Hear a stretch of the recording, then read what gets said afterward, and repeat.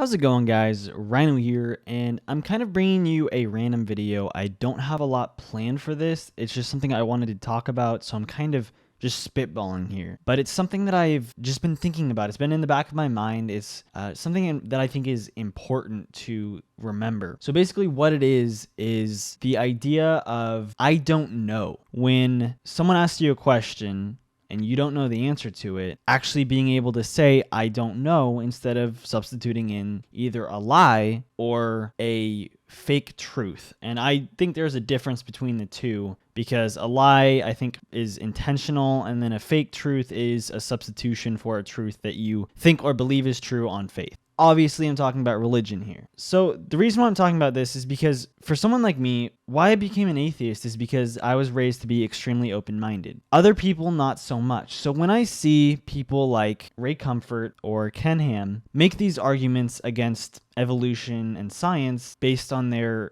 confirmation biased claims, I can't help but think, like, how stupid are you? But then I gotta take a step back and realize that it's part of their nature. You see, when someone is raised to think there's an answer to everything, like a little kid is born and raised, and every time he asks a question, his parents provide him some sort of answer. Him or her, sorry. Provide him or her, I'm going to say him, I'm going to pretend it's Ray Comfort. Provide him some sort of answer, then he becomes dependent on having an answer. It's intrinsic in our nature to demand and expect an answer to everything, which sucks. It honestly sucks, because there are a lot of things we honestly don't know. Now, like I said, I was raised very agnostic. Well, technically that doesn't make sense. I was raised in a very secular household where I was taught to think for myself. I was never told, oh, this is true about religion, this is false about religion. So I wasn't raised atheist. I wasn't raised theist. I was raised, well, I guess technically atheist, but just away from religion. It wasn't a part of our lives, but I was never told it's not true. I was never told it's bad.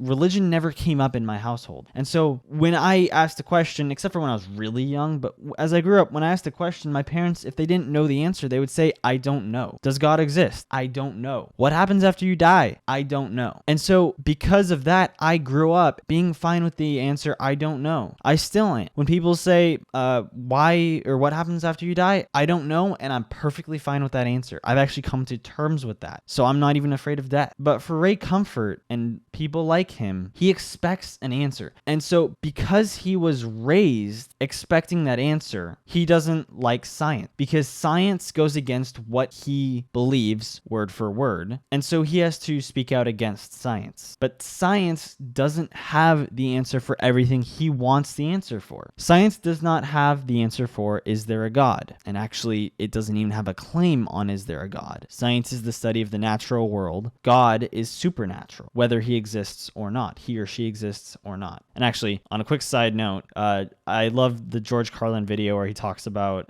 if God exists, God is definitely a man, because if God is a woman, the place wouldn't be nearly as fucked up as it is. I agree with that sentiment wholly, and I think it's freaking hilarious. Just search George Carlin God or something like that. It's a great video. And anyone who's an atheist or has a good sense of humor, honestly, those go in together actually. Go watch the video, just George Carlin God. It's freaking hilarious. But someone like Ray Comfort, he can't stand the idea of no answer. And science, like I said, science doesn't have a claim on if a God exists. Science doesn't have a claim or know the answer to what happens after we die. Science doesn't know the answer to a lot of things, because science doesn't deal with proofs. Science doesn't have to do with proving what happened. That is mathematical proof. Math is where proofs come from. And so when something like this happens, it's sad to see, but that's just how he is. And so this is kind of a message to everyone, because it's a message to atheists out there who not only atheists, but people who mock Ray Comfort and people like him. You've got to remember that this is just how they're raised. It's intrinsic in their nature. But also, people who are atheist or theist, or claim yourselves agnostic, make sure that whether it goes along with your beliefs or not, your kids are raised being told it's okay to not know, and it's something that needs to be seen across the board. Now, Little disclaimer to end the video here. I do not defend creationism at all. It is a very harmful ideology that needs to be banished from society, banished from textbooks, banished from everything except for debates where creationists can be destroyed by scientists. But I'm not a creationist sympathizer at all. I sympathize with the people who are indoctrinated by it because of this reason that I've just been thinking about. This has been kind of a random video, and I apologize for that, but I just needed to really talk about this. But that's about it.